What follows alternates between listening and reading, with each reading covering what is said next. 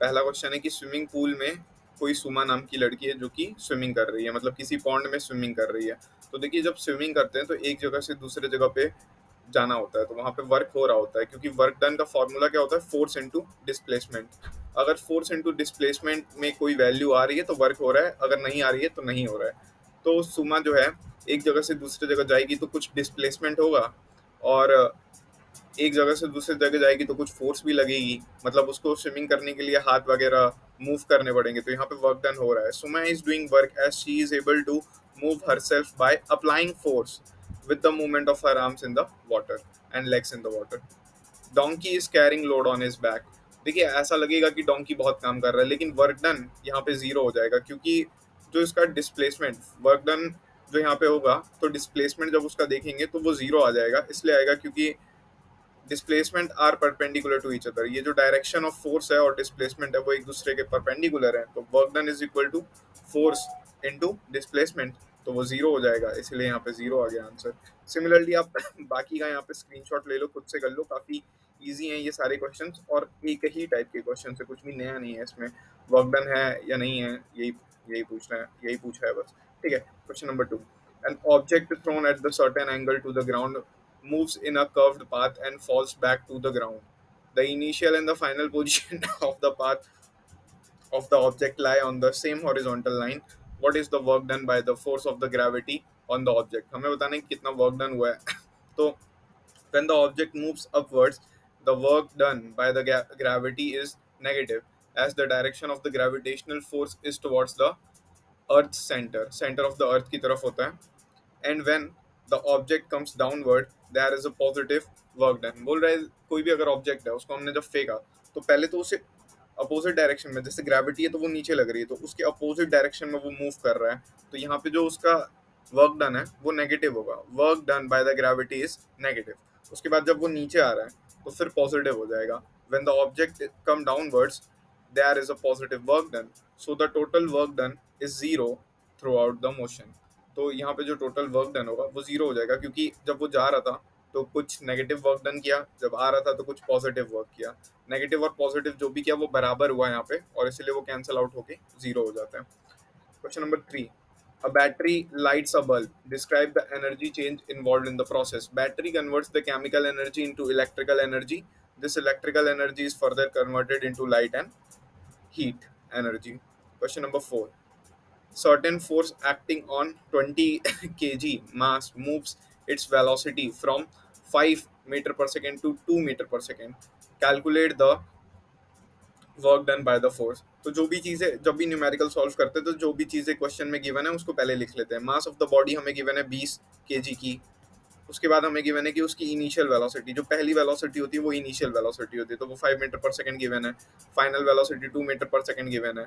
हमें पता है वर्क डन का फॉर्मूला होता है चेंज इन काइनेटिक एनर्जी। इसको हाईलाइट कर देता हूँ।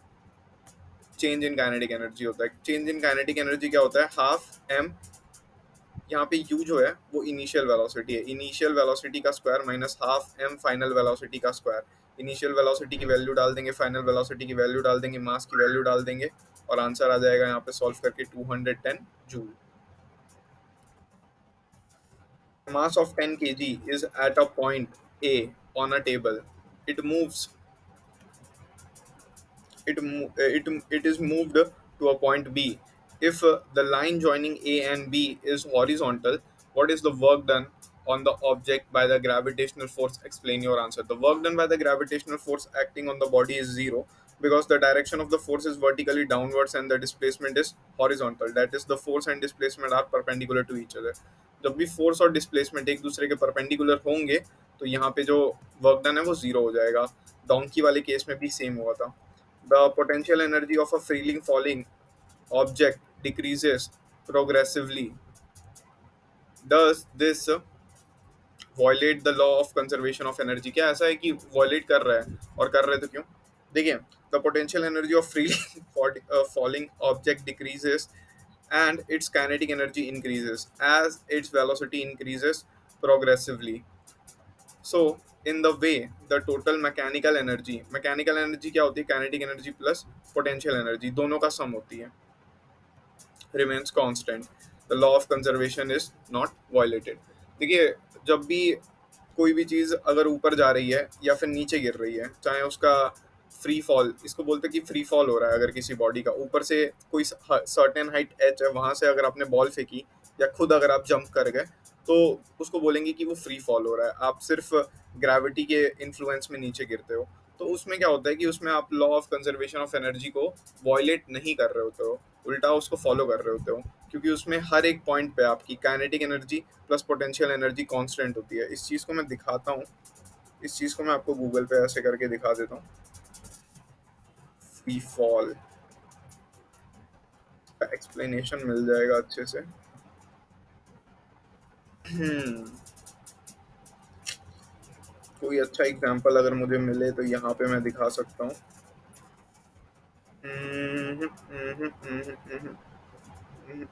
फ्री फॉल लिखना पड़ेगा, फ्री फॉल।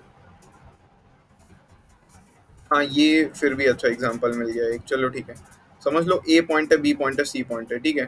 तो यहाँ पे जो आपका पोटेंशियल एनर्जी होगा वो मैक्सिमम होगा mgh, और काइनेटिक एनर्जी जीरो होगा। फिर आप बी पे जब आओगे तो काइनेटिक एनर्जी इंक्रीज होगी और पोटेंशियल एनर्जी डिक्रीज होगी, और जब आप सी पे आओगे तो काइनेटिक एनर्जी बढ़ जाएगी और पोटेंशियल एनर्जी डिक्रीज हो जाएगी। इनफ ऑफ एक्सप्लेनेशन, आगे बढ़ते हैं, आगे बढ़ते हैं, नेक्स्ट क्वेश्चन देखते हैं। What are the various energy transformation that occur when you are riding a bicycle? जब आप बाईसाइकिल चला रहे होते हो तो कौन से एनर्जी ट्रांसफॉर्मेशन होते हैं? इसमें जो आंसर लिखा है वो देखते हैं, फिर मैं आपको एक बार अपने टाइम का एक मुझे याद है वो बताता हूँ। The muscular energy of the cyclist is converted into kinetic energy of the wheels of the cycle and is further converted into the kinetic energy to run the bicycle. और मेरे में जब मैं इसको पढ़ता था तो मैंने ऐसी कोई गाइड वगैरह यूज करी थी अपने टाइम पे, तो उस गाइड में ऐसा लिखा था केमिकल एनर्जी जो हमारे शरीर में होती है वो मैकेनिकल एनर्जी बनाती है, और वो मैकेनिकल एनर्जी फिर साइकिल रन करने में मदद करती है, तो काइनेटिक एनर्जी ऐसे करके था। मतलब वो बॉडी की जो केमिकल एनर्जी है उसको भी इंक्लूड कर रहा था। खैर, उसको आपको इंक्लूड करने की जरूरत नहीं है, बस यहाँ पे जो आंसर लिखा है इसी को अपनी कॉपी में लिख लेना। Question number 8, does the transfer of energy takes place when you push a huge rock with all might and fail to move it? Where is the energy you spend going? When we push the rock and fail to move it, some of our energy is absorbed by the rock in the form of the potential energy, and the rest of our energy is goes to the environment through our muscles and the surface between the rock and out hand.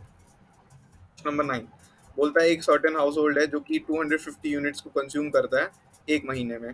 तो बताओ कितनी energy, how much energy is this in joules. हमें बताना है कि ये joules में कितनी होंगी। तो हमें पता है एक यूनिट जो होती है वो होती है 3 6 1 10 100 1000 10,000 लाख 10 लाख, तो ये होगी टोटल 36 लाख की।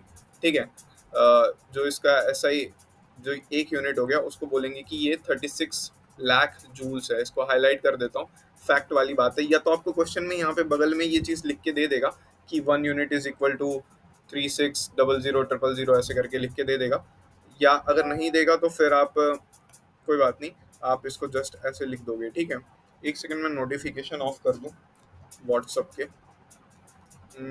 कैसे करूं?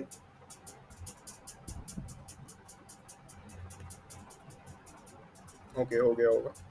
ठीक है, 250 यूनिट्स, 250 यूनिट्स अगर आपकी जल रही है, एक यूनिट इसके बराबर है, तो 250 यूनिट्स किसके बराबर होगी?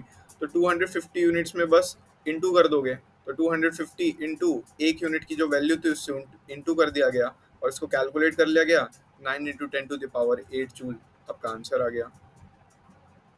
Next question है, an object of mass 40 kg is raised to a height of 5 meter above the ground. What is the potential energy? And if the object is allowed to fall, find its kinetic energy when it is halfway down. Halfway down है तब इसका kinetic energy कितना होगा? तो अभी मैंने आपको जो दिखाया था ना कि mgh मैक्सिमम होता है ऊपर, तो जब मैक्सिमम होगा तो mgh फॉर्मूला लगता है पोटेंशियल एनर्जी का। यहाँ पे फॉर्मूला जो है वो mgh लगता है। m जो है वो कितना दिया है 40 kg, तो 40 रख दो। g एक कांस्टेंट होता है, ग्रेविटी बोलते हैं उसको, तो 9.8 हो जाएगा। h जो है वो हाइट है, हाइट 5 मीटर है, तो यहाँ पे 5 मीटर आ जाएगा। और इसकी जो यूनिट आएगी वो जूल्स में आएगी, क्योंकि एनर्जी की जो SI यूनिट होती है वो जूल होती है। तो इसको कैलकुलेट कर लेंगे 40 into 9.8 into 5, 1960 joules. According to the law of conservation of energy, total mechanical energy and potential mechanical energy में क्या कौन कौन दो आते हैं, एक तो काइनेटिक एनर्जी आता है, एक पोटेंशियल एनर्जी आता है. Of an object remains constant, ये दोनों कांस्टेंट रहते हैं. Therefore when the object is half way down, its potential energy becomes half the original and the remaining half is converted into kinetic energy. तो बस जो potential energy है उसके आगे आप हाफ से डिवाइड कर दोगे उसको, मतलब 1/2 इंटू 1960 980 जूल्स आ जाएगा इसका आंसर. ये हो गई आपकी काइनेटिक एनर्जी. और इसका थियरी मैंने अभी आपको जो पहले बताया था, सेम थियरी ये होती है, वही चीज़ यहाँ पे लिखी हुई है जो अभी मैंने आपको फोटो में एक्सप्लेन किया था ना गूगल पे. आगे बढ़ते हैं. Question number 11, what is the work done by the force of gravity on the satellite moving around the earth. तो वहाँ पे जीरो हो जाएगा क्योंकि वो एक ही जगह पे बार बार गोल गोल घूम रहा है, तो डिस्प्लेसमेंट जीरो होगी, तो इसलिए जीरो होगा. इस चीज़ को लिखोगे बस एक लाइन में. अगर 1 मार्क्स का 2 मार्क्स का आता है तो ये एक लाइन लिख के छोड़ दोगे, जो मैंने हाईलाइट किया है बस उतना पॉइंट लिख देना. यही सेम आपके डोंकी वाले केस में हो रहा था, यहाँ भी हो रहा है और आगे भी अगर होगा तो बता दूंगा. Can there be the displacement of an object in the absence of any force acting on it? Discuss this question in your friend and teachers. तो क्या बोल रहे हैं, क्या ऐसा कोई डिस्प्लेसमेंट हो सकता है एब्सेंस ऑफ फोर्स में? अगर फोर्स ही नहीं है तो डिस्प्लेसमेंट कैसे होगा? So yes it is true, the there may be displacement in the absence of force. अगर फोर्स नहीं है तो भी डिस्प्लेसमेंट हो सकता है. F is equal to m a. Force का फॉर्मूला क्या होता है? Mass into acceleration. Force zero है तो एम ए भी जीरो होगा. मास कभी जीरो हो नहीं सकता. कोई भी चीज़ है, अगर मान लो आप बोलो कोई चीज़ इतनी छोटी है, अगर इतनी भी छोटी है तो भी उसका तो कुछ ना कुछ तो मास है ही. मास कभी जीरो नहीं हो सकता, यानी एक्सेलरेशन जीरो हो सकता है, तो एक्सेलरेशन जीरो होगा. इफ इस चीज़ को हाईलाइट कर देता हूँ, बस यहाँ से अगर चाहो तो यहाँ से डायरेक्ट आंसर लिख सकते हो. If acceleration is equal to zero, the object is either at rest or in a state of uniform motion in a straight line. In the case the object is moving in a straight line, there must be the displacement. So in absence of force, there may be displacement in the object. अगर straight line में चलते हैं तो ऐसा हो सकता है. Question number 13. A person holds a burden of a hay over his head for 30 minutes and get tired. Has he done some work or not? Justify the answer. The person who is holding a bundle of the hay gets tired because of his muscular energy is converted into thermal energy. There is no displacement at all, so he had no work. तो work done जो है उसका zero हो जाएगा. कोई work done नहीं हुआ. अगर आप 1 घंटे लगातार एक ही चेयर पे बैठ के ऐसे पढ़ाई करते हो, ठीक है, 2 घंटे पढ़ाई करते हो, 3 घंटे पढ़ाई करते हो, तो आपको तो लगेगा कि मैंने आज बहुत वर्क डन किया है ना. लेकिन फिजिक्स की नज़रों में ये कोई वर्क नहीं हुआ. फिजिक्स इसको नहीं मानता है कि आपने कोई वर्क किया है. जब तक आप फोर्स और डिस्प्लेसमेंट को इंटू नहीं करोगे तब तक वर्क डन नहीं मिलेगा. तो यही इसका formula, work done is equal to force into displacement. An electric heater is rated 1500 watt. ये गिवन वैल्यू है, ठीक है. Energy is equal to power into time होता है. बोलता है कि how much energy does it use in 10 hours. तो एनर्जी का फॉर्मूला कितना होता है? पावर इनटू टाइम होता है. Power is equal to 1500 volts watt. तो फिर हम क्या करेंगे, 10 आवर्स को पहले कन्वर्ट कर देंगे सेकेंड्स में और फिर इंटू कर देंगे पावर से, तो हमें मिल जाएगा एनर्जी. एनर्जी आएगा आपका 5.4 इंटू 10⁻⁷ जूल्स. अब नेक्स्ट है यहाँ पे illustrate the law of conservation of energy by discussing the energy changes which occur when we draw the pendulum bob to one side and allow it to oscillate. Why does the bob eventually come to rest? What happens to its energy eventually? Is it the violation of the law of conservation of energy? तो देखो, law of conservation of energy यहाँ पे hold करती है. Actually में क्या होता है, अगर आप कोई भी ऐसे ले लो पेंडुलम और उसको ऐसे घुमा के छोड़ दो ऐसे, तो वो ऑसिलेट करता है, ठीक है. जब वो ऑसिलेट करता है तो सबसे पहले एक छोर पे जाएगा, एक किनारे पे जाएगा. जब मान लो यहाँ पे गया बी पॉइंट पे, तो यहाँ पे आपकी जो पोटेंशियल एनर्जी होती है वो मैक्सिमम होती है mgh, और काइनेटिक एनर्जी जीरो हो जाती है, मिनिमम हो जाती है. फिर मान लो बीच में आया, अगर कोई पेंडुलम है, इधर गया तो इधर गया, तो ये बी वाला पार्ट है, तो पोटेंशियल एनर्जी mgh हो गया, काइनेटिक एनर्जी जीरो हो गया. अब बीच में आया, जब बीच में आया तो पोटेंशियल एनर्जी जीरो हो गई, काइनेटिक एनर्जी मैक्सिमम हो जाती है. फिर इधर गया तो फिर से mgh जो है वो मैक्सिमम हो जाता है, काइनेटिक एनर्जी जीरो हो जाती है. फिर वापस आया तो p zero, kinetic energy maximum. इसी चीज़ को यहाँ पे लिखा हुआ है. इसका स्क्रीनशॉट ले लो अच्छे से, इसको अपनी कॉपी में नोट डाउन करके एक बार पढ़ सकते हो. An object of mass m is moving with a constant velocity v. How much work should be done on the object in order to bring the object to rest? अगर हमें object को rest पे लाना है तो हमें कितना work done उस पर करना पड़ेगा? Work done is equal to change in kinetic energy. Half m v square से अगर वो घूम रहा है तो उसमें से हमें अगर उसे रेस्ट पे लाना है यानी हमें फाइनली तो उसे जीरो करना है, तो हाफ एम वी स्क्वायर ही हमें उस पर लगाना पड़ेगा वर्क डन. ठीक है. तो बोलता है क्वेश्चन ये था कि कोई भी एक ऑब्जेक्ट है जिसका मास एम है और वो एक कांस्टेंट वेलोसिटी वी से मूव करता है, तो हमें उस पर कितना वर्क डन करना पड़ेगा कि वो रेस्ट पे आ जाए. तो हमें उसकी काइनेटिक एनर्जी के इतना वर्क डन करना पड़ेगा जो कि होती है half m v square. Question number 17. Calculate the work required to. यार मैंने नोटिफिकेशन तो ऑफ करी थी. Calculate the work required to be done to stop a car of 1500 kg moving at the velocity of 60 kilometre per our.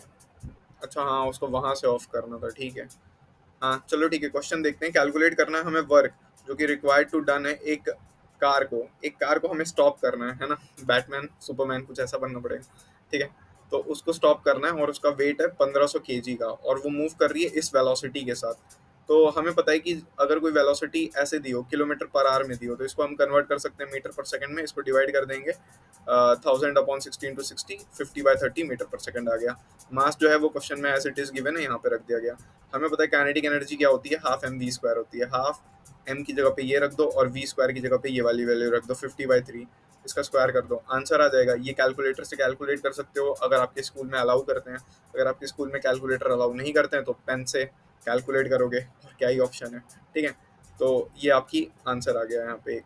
तो ये आया आपका kinetic energy.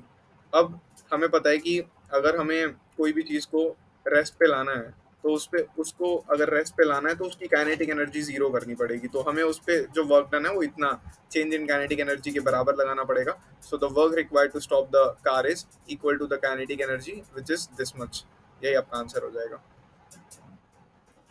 Question number 18. In each of the following a force a force F is acting on the object of mass m. The direction of the displacement is from west to east, shown by longer arrow. Observe the diagram carefully and state whether the work done by the force is negative, positive और zero. बताओ कि इसमें force क्या है, negative, positive या zero है. तो पहले वाले केस में जो है force and displacement are perpendicular so the work done is zero. Force और यहाँ अगर यहाँ से फोर्स लग रहा है और यहाँ पे डिस्प्लेसमेंट हो रहा है तो ये दोनों एक दूसरे के बीच में जो एंगल बनाते हैं 90 डिग्री का बनाते हैं, तो यानी परपेंडिकुलर है, तो इसलिए वर्क डन जीरो हो जाएगा. सेकंड केस में हम देखते हैं कि force and displacement are in the same direction, so work done is positive. Third में देखते हैं कि force and the displacement are in opposite direction, so work done is negative. ये फोर्स इधर लग रही है, डिस्प्लेसमेंट इधर हो रही है, तो नेगेटिव हो गया. ये दोनों सेम डायरेक्शन में, पॉजिटिव हो गया. एक दूसरे के परपेंडिकुलर है, यहाँ पे 90 डिग्री 90 डिग्री बन जाएगा, तो जीरो हो गया. Question number 19. Sony says that the acceleration in an object could be zero even when the several forces are acting on it. Do you agree with her? Why? If the resultant force acting on a body is in different direction is zero, then the acceleration will be zero. F is equal to ma F is equal to ma. F zero, then m is zero. M cannot be zero. A is equal to zero. Find the energy in kilowatt hour. इसको पढ़ते हैं kilowatt hour. इसको highlight कर देता हूँ, बड़ी unit होती है ये kilowatt hour. Consumed in 10 hours by 4 devices of the power 500 watt each. We know that the power of the 4 devices is equal to 4 into 500 watt. अगर एक यहाँ पे each लिखा है यानी एक जो डिवाइस है वो 500 वाट यूज करता है, तो चार डिवाइस कितना यूज करेंगे, 2000 यूनिट वाट यूज करेंगे. ठीक है. तो टाइम 10 घंटे का ले रहा है. हमें पता है energy is equal to power into time. तो हम क्या करेंगे, सिंपली 2000 को 10 से इंटू कर देंगे, तो यहाँ पे कितना आ गया, 20,000 वाट आवर आ गया. अब ये जो हजार है उसकी जगह पे आप किलो लगा सकते हो, तो 20 किलो वाट आवर, इसको बोलते हैं 20 यूनिट्स. ठीक है. आपकी घर के बिजली का बिल इससे कम आता होगा, वैसे ये काफ़ी ज़्यादा होता है 20 यूनिट्स. ठीक है. Question number 21. A freely falling object eventually stops on reaching the ground.